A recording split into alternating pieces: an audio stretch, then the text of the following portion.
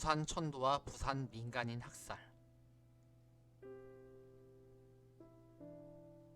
8월 중순 인민군의 공세로 대구에 있던 정부는 부산으로 피난을 가야 했다.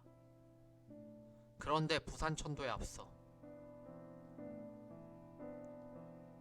부산에서 대대적인 학살이 발발했다는 사실은 그리 알려지지 않은 얘기다. 앞으로 대통령 각하가 머물 곳이다. 부산 지역 내 불안 요소들을 모두 제거하라. 이런 미명하에 무려 1만여 명의 민간인들이 학살된 것이다. 헌병 경찰 청년방위대 서청단원들이 7월 초부터 9월 28일 서울 수복때까지 부산시 전체 가구를 3번이나 훑으며 좌익 활동 경력이 조금이라도 있는 사람들을 모두 체포해 특무대로 넘겨 살해한 것이다. 남로당 출신은 물론이고 대다수가 뭣도 모르고 가입했던 전평, 전농들도 무조건 잡아들였다. 보도연맹원 학살에 이어 또 다른 학살이었다. 국회의원 박찬현은 이렇게 말했다. 특무대가 수천 명씩 불시에 구속해서 매일 저녁 수십 대의 트럭에 가득 싣고 철사로 묶어서 바다에 수장시키거나 해운대 등지에서 기관총으로 학살했다. 학도의용군. 한국전쟁 초 위급했던 시기 정부는 만 17세 이상의 고등학생들도 징집 대상에 포함했다.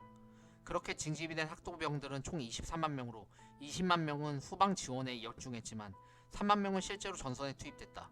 대부분 낙동강 전선에서 치열한 전투를 했다. 당시 학도병들의 징집 모습은 이러했다. 7월 10일 여름방학이 시작되었는데 학교에서는 다시 등교하라는 통지가 있었다. 나와보니 학도병을 징집한다고 했다. 만 17세 이상부터 징집 대상임? 그러자 학급의 친구들은 두 편으로 갈라져 버렸다. 삶과 죽음의 두 편으로. 7월 13일 친구네 집에 갔더니 친구 어머니가 대성통곡을 하신다. 아들이 징병검사에 합격했다는 것이다. 조금 있으니 학생들 무리가 술이 취해 벌건 얼굴을 하고 있었다. 우는 아이들도 있고 소리 지르며 노래를 부르는 아이들도 있었다.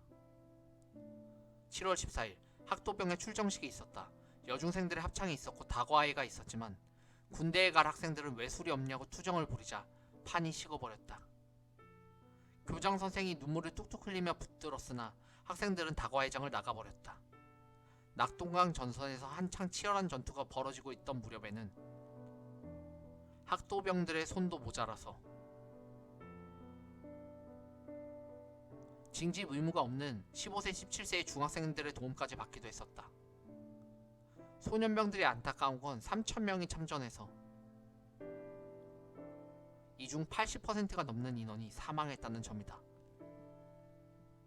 당시 포항점투에 참여한 소년병의 편지는 한때 인터넷을 뜨겁게 달구기도 했다. 8월 10일 어머니 나는 사람을 죽였습니다. 그것도 돌담 하나를 사이에 두고 수류탄이 터지자 다리가 떨어져 나가고 팔이 떨어져 나갔습니다. 너무나 가혹한 죽음이었습니다. 그들도 나와 같은 언어와 같은 피를 나눈 동족이라고 생각하니 가슴이 답답하고 무겁습니다. 어머니, 전쟁은 왜 해야 하나요? 제 옆에는 수많은 학우들이 죽음을 기다리는 듯 뜨거운 햇볕 아래 엎드려 있습니다. 적병은 너무나 많습니다. 우리는 겨우 71명입니다. 어머니, 어쩌면 오늘 죽을지도 모릅니다. 상추쌈이 먹고 싶습니다.